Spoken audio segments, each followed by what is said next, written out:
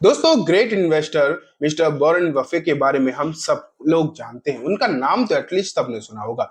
उनके बारे में बहुत कुछ नहीं जानते होंगे, वो अलग बात है, लेकिन उनका नाम भी हम सबने सुना है। और ये भी हम जानते हैं कि आखिरकार वो क्यों फेमस है। अपने इन्वेस्टमेंट के लिए, अपने इन्वेस्टमेंट से बनाए गए कॉर्पस के लिए वो बहुत ज्यादा फेमस है। लेकिन हमेशा बात इन्वेस्टमेंट की ही नहीं होती है।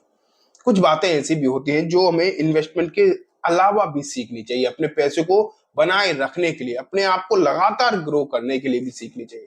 तो आज वॉरेन बफे की उन्हीं सीख या फिर लेसन्स को डिस्कस करेंगे। और करेंगे डिस्कस 7 पॉइंट के जरिए, 7 ऐसे पॉइंट जो वॉरेन बफे ने कहे हैं और जो हमें फॉलो करने चाहिए, या फिर मैं बोलूं जो काम हमें बिल्कुल भी नहीं करना चाहिए अपने पैसों के साथ या अपने पैसों को लेकर, या फिर अपने आप को बड़ा या पैसे वाला बनाए रखने के लिए कुछ ऐसे पॉइंट जो हमें बिल्कुल भी नहीं करने चाहिए। आज की इस वीडियो में हम वही डिस्कस करने वाले हैं।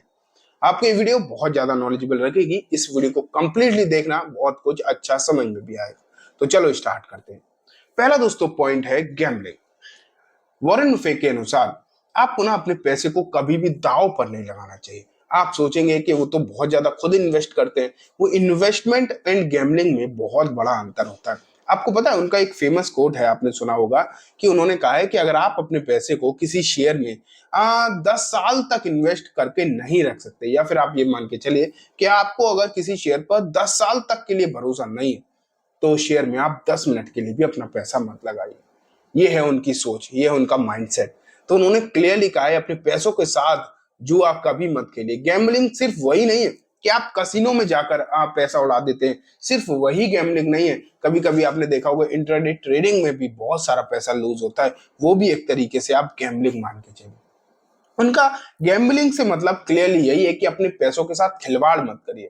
अननेसेसरी उन चीजों में मत लगाइए जहां पर हैवी रिस्क हो, जहां भले ही एक का 10 करने के चांस हो, लेकिन एक का 0 होने के चांसेस ज्यादा। जैसे आप जानते हैं कसिनो में 100 में से, मतलब वही होता ना, मैंने खेला तो कभी नहीं है लेकिन देखा है टीवी वगैरह में, कि एक पॉइंट डालते हैं, 100 नंबर में से आपका एक चांस आने के मतलब चांस होता है कि आप आएंगे, एक बार जीतेंगे, लेकिन 99 बार हारने के चांस होते हैं सेम प्रोबेबिलिटी में।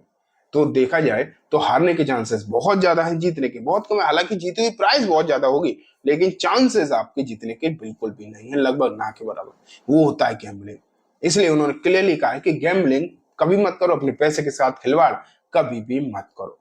दूसरे पॉइंट पे चलते दोस्तों, buying a house, buying a big house, या फिर आप बोल सकते हैं buying a very expensive house at the beginning of your career. अपने करियर के शुरुआत में ही एक ऐसा घर खरीद लेना जो कि आपकी सैलरी से तो बहुत ज्यादा होगा। डेफिनेटली आप जब करियर की शुरुआत कर रहे हैं, आपको मिल रहा है 50 हजार, 1 लाख रुपए, आपने 50 लाख का घर खरीद लिया। तो दोस्तों, भले ही आपने घर खरीद लिया, आपकी सैलरी भी 1 लाख है, तो आपने ईएमआई करा ली, तो अब क्या होगा कि आप जिंदगी भर जब तक उसका घर को फ्री नहीं कर देते, तब तक आप ना, वो घर आपके लिए एक बंदिश हो गई एक तरीके से। अब अगर अपॉर्चुनिटी, आपको करियर की अपॉर्चुनिटी कहीं और मिल रही है, तो आपको घर तो लेकर नहीं जाओगे ना, फिर भी आपको वहां पर जाके रेंट वगैरह पर रहना पड़ेगा, और ये घर यहाँ पर या तो खाली रहेगा या फिर आप रेंट पर दोगे। तो ओवरऑल अगर आप देखें तो आपके लिए बंदिश होगी, और साथ में ईएमआई तो जाती ही रहेगी। आज के समय पर अगर आप देख लें, ये बात मैं क्लियरली कह सकता हूं कि ऐसा कोई भी घर नहीं है जिसका रेंट उसकी ईएमआई से ज्यादा हो, या फिर आप ये मान के चलिए कि रेंट से आप ईएमआई भर दें। ऐसा कोई भी प्लान अभी नहीं है। भले ही लोग कह दें, और कहने में अच्छा भी लगेगा, लेकिन ये प्रैक्टिकली पॉसिबल नहीं है। आप चाहे कितना भी बड़ा घर खरीद लें या फ्लैट खरीद लें, 2 BHK या 3 BHK, आप उसके रेंट से उसकी ईएमआई नहीं भर पाएंगे। इतना रेंट आपको कभी नहीं मिल पाएगा कि आप उसकी ईएमआई सिर्फ और सिर्फ रेंट से भर दें। तो इसलिए ये गलती मत करना कि अपने करियर की शुरुआत में ही कोई बड़ा घर या एक्सपेंसिव हाउस खरीद लिया जिसमें आप खुद बंद के रह जाओ। तीसरा, ये बहुत ही छोटी चीज है लेकिन बहुत सारे लोग करते हैं, जिम मेंबरशिप विदाउट कमिटमेंट। आपने देखा होगा कि आजकल ना बहुत सारी फैंसी जिम चलने लगी है। गोल्ड जिम तो खैर ये तो पुरानी है, और अभी भी अगर आप देखेंगे तो कई सारी ऐसी जिम चल रही है जिनकी मेंबरशिप अगर आप देखेंगे तो हजारों में, लाखों में होती है। 50 हजार साल की, 1 लाख साल की होती है, और लोग उन्हें लेते भी हैं। ऐसा नहीं है कि लोग लेते नहीं, लोग उन्हें लेते भी हैं, उनकी जिम की मेंबरशिप लेते भी हैं। अगर आप देखेंगे तो होता क्या है जिम की मेंबरशिप तो ले ली और मेंबरशिप की कॉस्ट जो है वो एक ही बार में फिर आप भरनी होती तो एक बार में भर भी दी, लेकिन होगा क्या, फिर 2-4 दिन, एक हफ्ता, एक महीना गए, फिर कमिटमेंट टूट गया, फिर मन ही नहीं करा। और ऐसा अक्सर होता है, ज्यादातर लोगों के साथ होता है। जितने लोग आप वीडियो देख रहे हो तो आप भी बता सकते हैं कि कभी आपने जिम की मेंबरशिप ट्राई करी है। आप अगर देखेंगे तो इस तरीके की मेंबरशिप से बेटर होता है, बहुत सारी ऐसी एक्सरसाइजेज हैं जो आप फ्री में कर सकते हैं, जो आप खुद कर सकते हैं। हाँ, रनिंग वगैरह कर सकते हैं, अपने शरीर को अच्छा रखने के लिए रनिंग वगैरह कर सकते हो। अगर मेरे हिसाब से पर्टिकुलरली बताऊं तो जिम वगैरह की मेंबरशिप तो सिर्फ उसे ही लेनी चाहिए जिसे, जो ये नॉर्मल एक्सरसाइज कर नहीं सकता, चाहे वो कारण कोई भी हो, या फिर जिसे अपनी बॉडी को बहुत ज्यादा बॉडी बिल्डिंग वगैरह करनी है, मतलब ओवरऑल आप ये मान के चलिए जो बहुत ज्यादा कमिटेड हो अपने बॉडी को लेकर, वो तो जिम मेंबरशिप ले, ठीक है। लेकिन जो सिर्फ हवा हवाई में शौक में ले रहा है उसे नहीं लेनी चाहिए, ये सिर्फ फिजूल खर्चा बनकर रह जाता है और कुछ भी नहीं। चौथा पॉइंट दोस्तों, लग्जरी ब्रांड्स। आपने देखा होगा या आपने क्या देखा होगा, मैं भी बताऊं।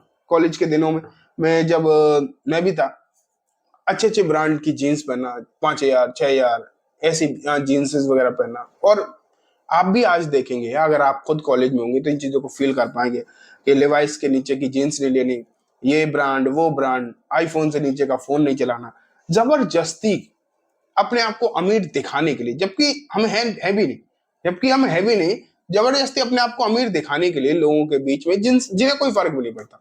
सबसे बड़ी बात कि अगर आप कॉलेज में जाके आईफोन दिखाएं और आप अपनी अमीरियत का प्रदर्शन करें उन लोगों के साथ में, सामने, जिन्हें कोई फर्क भी नहीं पड़ता कि आप कितने अमीर हो कितने गरीब हो, कोई लेना देना नहीं, उन लोगों के सामने दिखाने के लिए एक्सट्रीमली लग्जरी ब्रांड्स को शो ऑफ करना, उसके लिए बहुत सारा पैसा खर्चा कर देना, जिसे बहुत सारी नई नई अलग अलग चीजों में यूज किया जा सकता था। तो लग्जरी ब्रांड के चक्कर में मत भागिए। ऐसा नहीं है कि बिल्कुल घटिया चीजें यूज करो, नहीं, लेकिन एक मीडियम पॉइंट भी होता है जहां पर आपको चीजें अच्छी भी मिलती हैं और कॉस्ट इफेक्टिव भी होती है, आप उनकी तरफ बेसिकली जा सकते हैं। वैसे भी ये वीडियो अल्ट्रा रिच लोगों के लिए तो है नहीं, तो उनके लिए तो कोई फर्क पड़ता नहीं, ये है मिडिल क्लास या फिर लोअर मिडिल क्लास लोगों के लिए, उनके लिए ही वीडियो है। अल्ट्रा रिच तो वैसे भी नहीं देखते, तो उनके लिए ये पॉइंट भी मायने नहीं रखते। अब ये पॉइंट कोई अंबानी जैसे लोगों के लिए मायने थोड़ी रखेंगे, या फिर जिसके पास 100 करोड़ 50 करोड़ की प्रॉपर्टी या पैसा, उनके लिए थोड़ी ये पॉइंट है। ये पॉइंट तो है ही मिडिल क्लास या फिर लोअर मिडिल क्लास लोगों के लिए, ठीक है।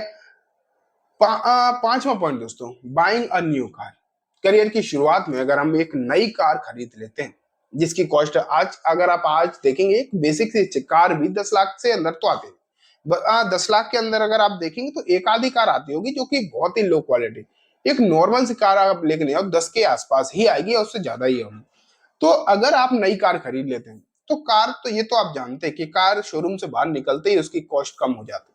फिर आप चाहे एक महीने बाद ही बेचने जाइए तब भी 20-30% कम होकर ही बिकेगी। तो नई कार को खरीदना और फिजूल में उसकी कॉस्ट डेप्रिशिएट को झेलना मेरे ख्याल से बिल्कुल भी सही चीज नहीं है। और ये बात मैंने नहीं कही, ये बात मैं आपको वैसे भी वॉरेन बफे के अकॉर्डिंग ही बता रहा हूँ, उनके हिसाब से भी ये चीजें बिल्कुल सही नहीं है। अगर आप एक सेकंड हैंड कार भी लेने जाएंगे जब आपको जरूरत होगी तो आपको बहुत सही रेट पर पड़ती है एक सही कार, एक सेकंड हैंड प्राइस पर एक बहुत अच्छे रेट पर पड़ती है डेफिनेटली। छठवां दोस्तों पॉइंट, अपने टाइम को फिजूल में वेस्ट करना। कहां पर? Watching TV and playing video games. TV और वीडियो गेम्स में अपना टाइम बहुत ज्यादा फिजूल वेस्ट कर देना। इस पॉइंट को मैं एलोबरेट नहीं करूंगा, ये बहुत बहुत बेसिक है और आसानी से समझ में आ सकता है। और लास्ट पॉइंट है दोस्तों, हाईली एक्सपेंसिव वेकेशन। आजकल इंस्टाग्राम का जमाना है, इंस्टाग्राम पर बहुत ही महंगे महंगे रिजॉर्ट के लोग फोटो डालते हैं, वेकेशन की फोटो डालते हैं। डेफिनेटली मुझे ना, मैं आपको बताऊं, मुझे वेकेशन पर पैसा खर्चा करना कभी भी वेस्ट नहीं लगता। मैं पर्सनली अपनी राय बताऊं, मुझे वेकेशन पर पैसा वेस्ट करना कभी भी पैसा वेस्ट ही नहीं लगता। खर्चा करना चाहे ज्यादा भी होता है तब भी मुझे लगता है ये वर्थ है। वेकेशन पर सबको जाना चाहिए, आपको भी जाना चाहिए, लेकिन वेकेशन पर उतना ही खर्चा करना चाहिए जितने की जरूरत है, अननेसेसरी खर्चा नहीं। जैसे कि अगर हम 3 स्टार होटल में रहते हैं, 4 स्टार में भी रह सकते हैं, तो ऐसा नहीं कि मैं 5 स्टार में ही रहना, या फिर इतने लग्जरी रिजॉर्ट में जाना जहां पर हमारी पॉकेट अलाउ नहीं कर रही है और फिर भी हम मैनेज करके कैसे भी करके जा रहे हैं, लेकिन जब वेकेशन खत्म हो जाती है एक हफ्ते की, फिर हम जब घर पे आते हैं तो हमें पछताना पड़ता है। तो इन चीजों का ध्यान में रखते हुए हाईली एक्सपेंसिव वेकेशन पर नहीं जाना चाहिए, वेकेशन पर जाना चाहिए लेकिन इतना भी खर्चा नहीं करना चाहिए जिससे हमारा पूरा बजट ही बिगड़ जाए।